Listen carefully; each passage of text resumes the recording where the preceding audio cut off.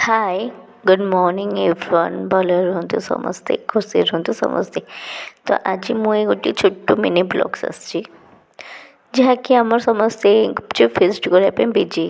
तो देखते ये पापड़ आम समस्ते जोरसोर लगी पड़ू गोटे गुपचुप फेस्ट करने। तो देखिपे आप सब रेडी कर देछुं। तो चलला आमर भी गुपचुप छणा। तो आप देखते गुपचुप छाणा भी हो गलानी।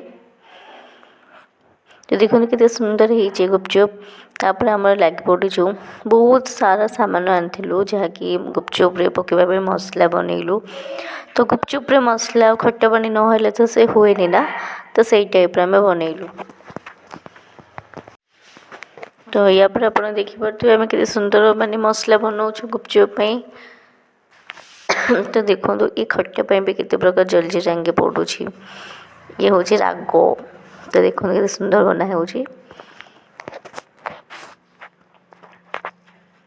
तो ये आम तेतुली पानी आके देकरी सब माने मसला फसला से पकईचु जहाँकि भल लगे खट्टा। आपड़ तो ये देखुवे आलू मसला आम कौन कौन पकईचु लुण धनिया पत्र सबकि पकईचु जहाँकि टेस्ट आसवाई।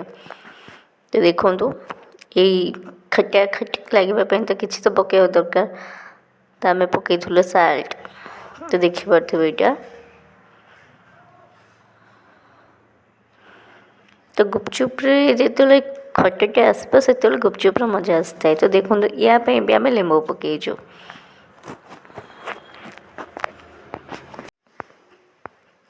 देखिपे केते प्रकार सब मसला आगे पड़ू। मरीच गुंडा पका ये लुण पका बहुत किसी मसला पकाला गोटे आलू चटणी आम बनी थाए।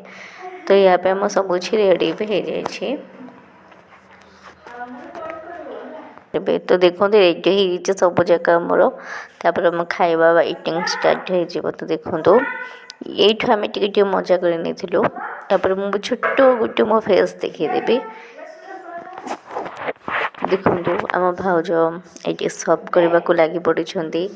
तो सब भी हो गला खाइबार लगी पड़े समस्ते खाइबा पूरा एक्साइटेड अच्छा। देखो मो भौणी तो रिल्स कर व्यस्त अच्छी। तो देखो टेस्ट तो मजा मजा अच्छी। यहाँ पर भिडियोटा केमती आप निश्चय कहे। रोची लव यू ऑल धन्यवाद।